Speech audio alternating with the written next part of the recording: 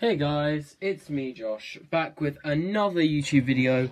Sorry I've taken a rather long break from YouTube. I've just not had the time right now to upload videos, but this deck I really want to upload because I've been really enjoying playing it. It's the poor man's meta deck, rephrase that, it's the poor man's version of the poor man's meta deck. It's Salamangreat. So, without further ado, let's just get right into the video. Okay, so we're starting off with the main deck. Starting off with your Salamangreat lineups, pretty standard. Triple Gazelle, your Armageddon Knight of the deck. And if a Salamangreat card is sent from the field to the graveyard, you can... No, sorry, not field. If a Salamangreat card is sent to the graveyard, period, you can special summon it. And then on summon, it can send a Salamangreat card from your deck to your graveyard, giving you consistent access to your wide array of 2-card combos.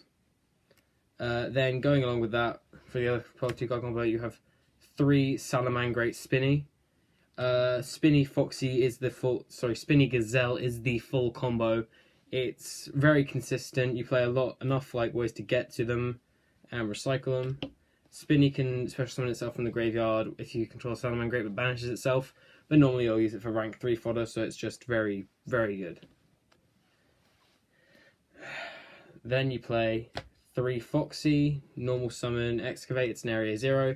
I don't really get people playing less than 3. This is a better normal summon than Lady Debug in my opinion, since if you get it stopped and you have a Gazelle in hand, you can still link it away and get the Gazelle effect.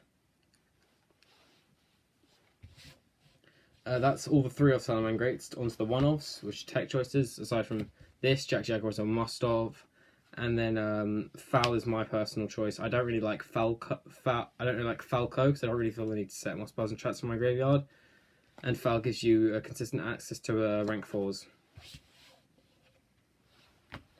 And then the other Cyburst monsters we play are 2 Lady Debug, because I don't like it as a normal summon because I think it can clog sometimes. Because if it's very susceptible to Ash, Veiler, Ghost Ogre. It's just not great. Hand traps. Finally, 3 Ash Blossom. It's the best hand trap this format still. It's the best hand trap of all time, if I'm being honest. Aside from maybe Max C, but that's banned, so it doesn't really count. Stops any searching effect, any special sending from deck effect, any sending from graveyard effect. Can stop Lady Debug, Gazelle, Foxy, Circle, a ton of the Thunder Dragon stuff, but Draw is slightly better. But overall, Ash Blossom is an extremely versatile hand trap, which you always should play 3 of now that it's been reprinted in common. 3 Veiler, this is the budget man's impermanence, mainly due to the fact I can't afford impermanence and will not be paying the money for impermanence. So I'm playing Triple Effect Veiler because it's good against, again, things like Gazelle, Debug. I think it can stop stuff like Scythe, which is being played now. It can turn off the Thunder Dragon effect. It can turn off certain effects during your opponent's turn if you're going against stuff like Orcust. Then the final hand trap I main is 2 DD Crow. It's amazing in the mirror match. It's pretty good in other things like Sky Striker matches.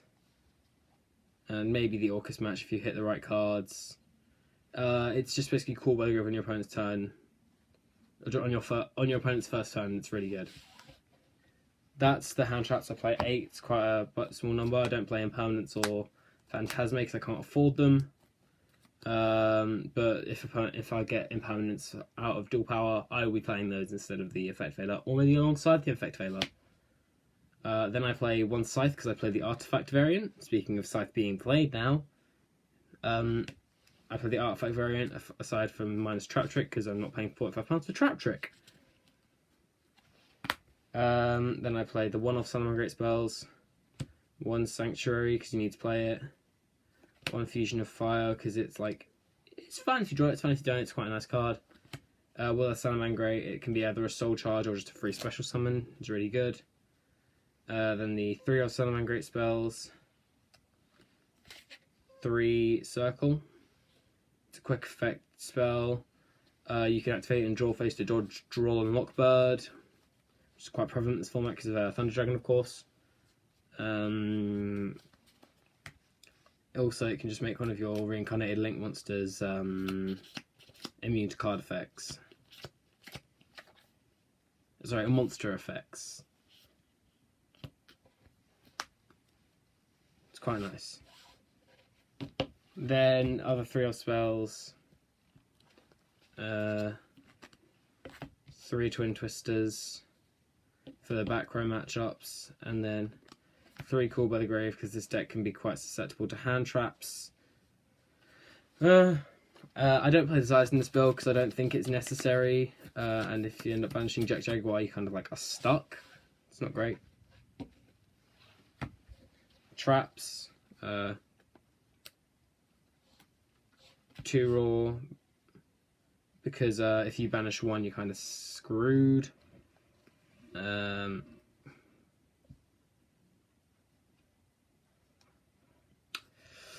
then 1 Rage, because I like the extra pops, it's quite nice. And then the final traps. 3 Sanctum. Just like, it shuts your opponent on the extra because of Scythe. And it's really good against all your matchups. That's it for the main deck. Next up, we're going to move just onto the extra. For fusions, 1 Violet Chimera, because it's like, it's an OTK on legs, it's super good. Then for the XCs, 1 Abyss Dweller, because it's like turning off grave effects, and that's still quite prevalent in this format. And then 1 Mirage Stalio, because it's the MX Saber Invoker of the deck. You can get away with playing 1, because if you end up in a situation you need it, just recycle it with Jack Jaguar. Then for Salamangreat Link monsters, you play Triple Bay Links, because you can it searches the Sanctuary. It can be summoned by linking OLA Debug, and also it's protection in the graveyard by banishing it. Then 3 of the other Salamangreat Link monster, best card in the extra deck, is Sunlight Wolf. It can add a spell and trap card back from your graveyard once per turn if it's reincarnated. If it's reincarnated Link summoned. And then if a monster is summoned to an arrow points to it, adds a fire monster, so it can recur Ash. It's mental. Busted card. And then Salamangreat Link 3, 2 Heat Leo. This is so powerful. It's it helps make the Violet Chimera OTK even more consistent, because you can target hand trap in your graveyard, make the monster's attack lower, and then Violet Chimera does double damage against any monster with a different amount of attack. And then it's ridiculous.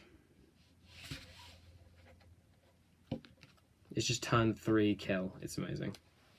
And then the other Link monsters, Phoenix, I could cut this. I'd rather cut this for a Borreload, which I don't have right now. Because the only reason I play it is because it's fire. Heater, it's not in the mirror match, and also it can steal your opponent's Kagari. It's just a great card. Then the last 2, Update Jammer, Transcode Torga. If you don't know how this works, you summon Update Jammer with 2 Cybers monsters. You link away Update Jammer and something else into Transcode Torga. Transcode Torga's effect revives Update Jammer, so they're co-linked like this. And then since Update Jammer was used as link material for Transcode, Transcode can attack twice, and this is 28, 28, 25, and 9 times out of 10 that is game. You can do the same thing with the Borreload, which like literally breaks apart Thunderboards. It's a really powerful combo. And then, on to the first time ever in my videos, we are having a side deck profile. First off, just triple Pancratops. It's good against the Azathoth matchup, so if you especially on Azathoth, they chain the Phantom Knights rank up launch. You can chain Pancratops to pop their target, making the card fizzle. It's really powerful. Also, it's just good. It's like a good going second card, just in general. And then more stuff for the Orcust and Thunder matchup. Artifact Lancia. Since you play Sanctum, you can play effectively 6 copies of this.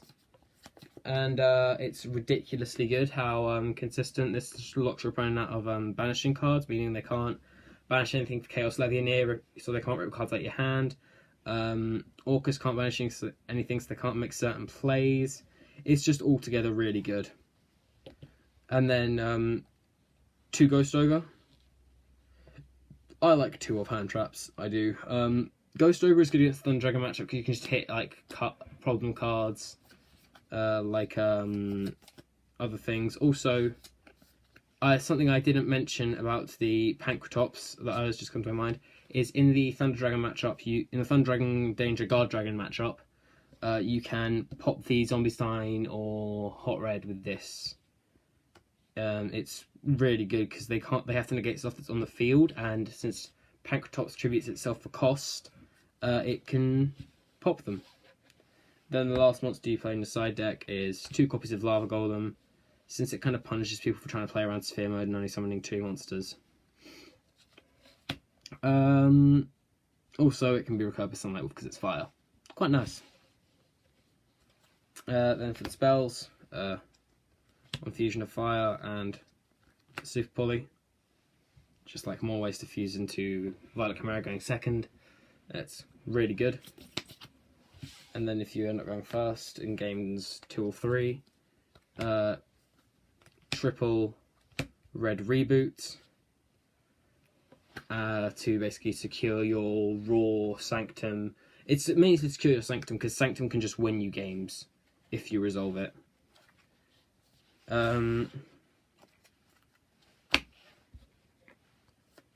What I like so much about this deck is the fact it has access to really consistent, like, two card combos. Like, Gazelle and the Salamangreat monster is just like a full combo, and that's what I really like about this deck.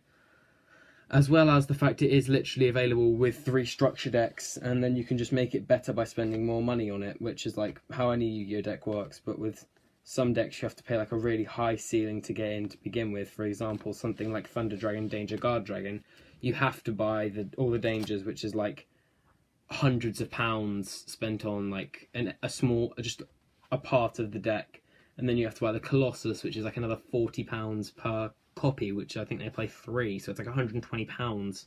Then you have to buy the Hot Rod Dragon Archery and Abyss, which is £40. You have to buy the Zombie Stein, which I don't know how much that is, but I think it's about 5-10. So it's like even though it's not much compared to the rest of them, it's still money on top of what you've spent. Whereas with Salamangreat, you've got to buy 3 structure decks. You can buy just a couple extra cards. Like Sunlight Wolf is not too expensive. I think it's about £5 to £10. You can buy Transcode for literally dirt cheap. Up the Gemma is a common. Like everything in this deck is like so cheap to start off with. And then if you just want to make it better, you can spend more money on it. Buy stuff like Phantasme, buy stuff like Infinite Impermanence, like Borreload, like Boral Sword. And like you can play techs like Psychic Wielder to make Brionac to bounce back your there can only be ones, or other floodgates like that. Like, it's really powerful in general. And also, what I love about the deck is the fact it has its own inbuilt MX Saber Invoker. But once again, I would like to say, sorry for taking such a long break, sorry for not uploading for such a long time. I'll try and get back to you with more deck profiles as soon as I can. But for now, leave a comment, tell me how I could get better, subscribe if you're new, and tell your friends about the channel. Thanks for watching, bye.